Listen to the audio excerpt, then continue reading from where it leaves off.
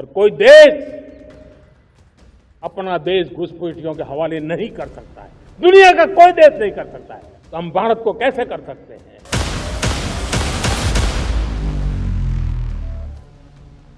नमस्कार, मैं निकिता रस्तोगी, आप देख रहे हैं डीएनपी इंडिया। जब हमारे देश में दिल्ली का विरोध करने में लग जाता है क्योंकि उनके लिए देश हित, देश की सुरक्षा से ज्यादा जरूरी होता है वो वोट बैंक जो उन्हें सत्ता की कुर्सी तक पहुंचा सकता है, और उसके लिए वो संवैधानिक संस्था तक पर सवाल उठा सकते हैं।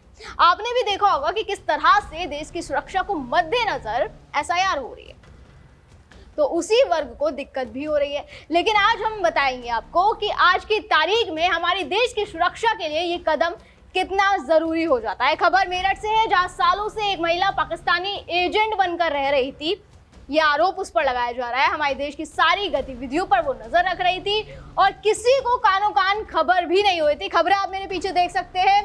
3 दशक से मेरठ में रह रही पाक की माँ बेटी बनवाए फर्जी वोटर कार्ड और पासपोर्ट। इसके अलावा ये पाक में जन्म, यूपी में ठिकाना, आईएसआई कनेक्शन वाली नाजिया गिरफ्तार। क्या मेरठ को स्लीपर सेल का केंद्र बना रही थी माँ बेटी?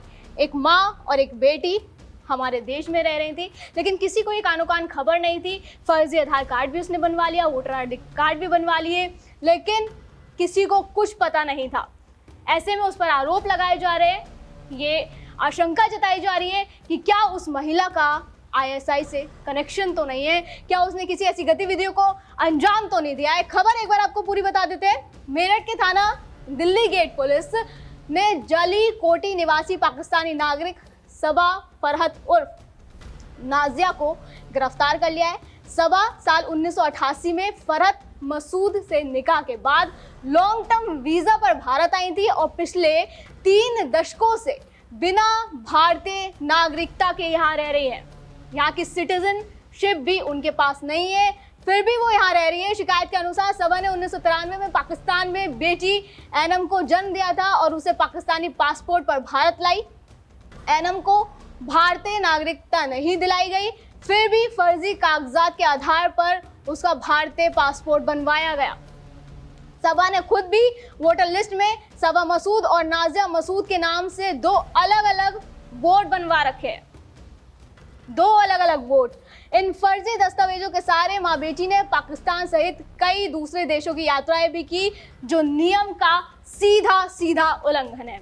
आरोप ये भी लगाया जा रहा है कि जो सपा के पिता हैं हनीफ पाकिस्तान में आईएसआई एजेंट है, लिहाजा इन पर भी ये आरोप लग रहा है, इन पर भी यही आशंका जताई जा रही है।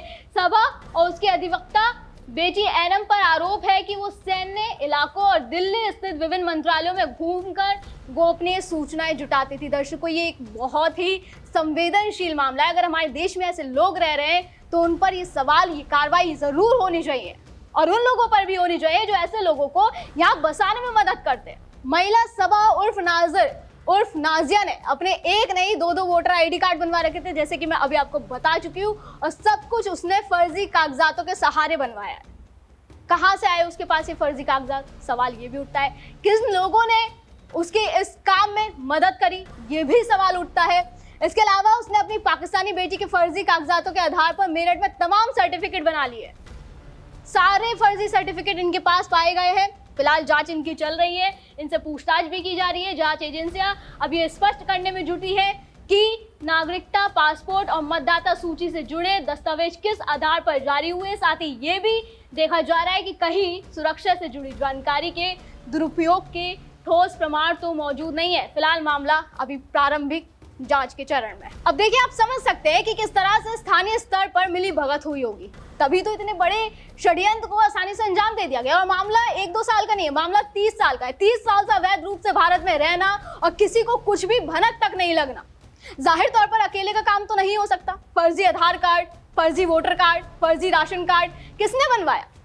ऐसे लोगों का भी पता लगाना उतना ही जरूरी है, क्योंकि न जाने ऐसे और कितने लोग इन्हीं विश्वासघातियों की वजह से शांति से हमारे देश में रह रहे हो। भारत की गतिविधियों, निजी जानकारी, यहाँ तक कि भारत की सेनाओं की जानकारी आईएसआई को भेज रहे होंगे। यही वजह है कि आज देश को एसआईआर की जरूरत है, विश्वासघातियों को पहचानने की जरूरत है। और ये कोई पहला मामला थोड़ी है। समय समय पर दुश्मन देश से आए लोग पकड़े जा चुके हैं। उसका भी डेटा, उसका भी रिकॉर्ड आपको दिखा देते हैं एक बार, किस तरीके से हर साल कोई ना कोई पाकिस्तान से इस तरह का व्यक्ति, इस तरह का संदिग्ध पकड़ा जाता है। दर्शकों, 2026 की तो हम बात कर ही रहे हैं, ये मेरठ वाला मामला जहां ये सबा नाम की लड़की पकड़ी जाती है। फिर 2025 की अगर हम बात करें तो खुशीनगर, यूपी के ही खुशीनगर से एक पाकिस्तानी नागरिक पकड़ा गया था, प्लस उसका एक सहयोगी भी पकड़ा गया था। वीजा खत्म होने के बाद अवैध तरीके से यहाँ रह रहा था। उसके अलावा 2025 में पश्चिम बंगाल से आजाद मलिक पकड़ा गया, फर्जी भारतीय पासपोर्ट का एक बड़ा रैकेट ये चला रहा था। इसके अलावा 2024 में बेंगलुरु में पाकिस्तानी व्यक्ति पकड़ा गया, अपने परिवार के साथ पकड़ा गया, नकली आधार कार्ड और पासपोर्ट उसके पास पाए गए। 2024 में दिल्ली, राजस्थान, यूपी से 17, बहुत बड़ी संख्या है दर्शकों, 17 पाकिस्तानी नागरिक फर्जी पहचान के साथ रह रहे थे। 17 पाकिस्तानी नागरिक वो पकड़े गए।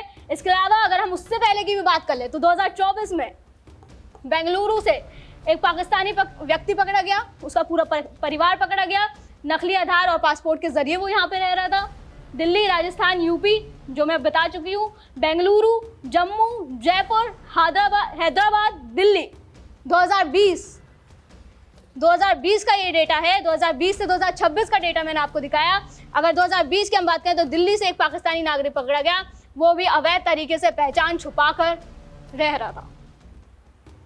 अब ये रिकॉर्ड बताता है कि ये कोई अकेला मामला नहीं है, बल्कि धीरे धीरे सामने आ रहा है एक पैटर्न है जहां विदेशी नागरिक, खासकर दुश्मन देश से आए लोग फर्जी पहचान के सहारे सालों तक भारत में रहते रहे। साथ ही ये इस बात का प्रमाण भी है कि किस तरह से हमारे देश के कुछ लोग भी हमारे दुश्मनों की मदद करते हैं, हमारे देश में रहने की जगह देते हैं, उनको पालते हैं, और इसका अंजाम क्या होता है? दिल्ली जैसा बम धमाका। यही वजह है कि चाहे वो पीएम मोदी हो, गृह मंत्री अमित शाह हो, या फिर उत्तर प्रदेश के मुख्यमंत्री योगी आदित्यनाथ, घुसपैठ के मुद्दे पर बड़ी ही मुखरता से बोलते हैं। पीएम कहते हैं कि हम अपने देश को घुसपैठ के हवाले बिल्कुल भी नहीं होने दे देंगे। और कोई देश अपना देश घुसपैठियों के हवाले नहीं कर सकता है, दुनिया का कोई देश नहीं कर सकता है, तो हम भारत को कैसे कर सकते हैं? हमारे पूर्वजों ने त्याग और बलिदान से आजादी पाई है, हमें स्वतंत्र भारत दिया है। उन महापुरुषों के प्रति हमारा कर्तव्य है कि हम हमारे देश में ऐसी हरकतों को स्वीकार न करें। लेकिन जैसे कि मैंने शुरुआत में ही कहा था कि एक बड़ा वर्ग इसका विरोध करता है, केवल अपने फायदे के लिए करता है। बहरहाल इस मामले में देश के खिलाफ कोई साजिश की गई या फिर ये जांच का विषय है, लेकिन ये सवाल जरूर है कि कहीं आईएसआई के इशारे पर तो कोई बड़ी साजिश मेरठ में नहीं रची जा रही थी, और पुलिस जांच के बाद ही ये तस्वीर साफ होगी। फिलहाल आज की वीडियो में दर्शकों इतना ही, फिर होगी मुलाकात। आप देखते रहे जीएनपी इंडिया, हर खबर भरोसे के साथ।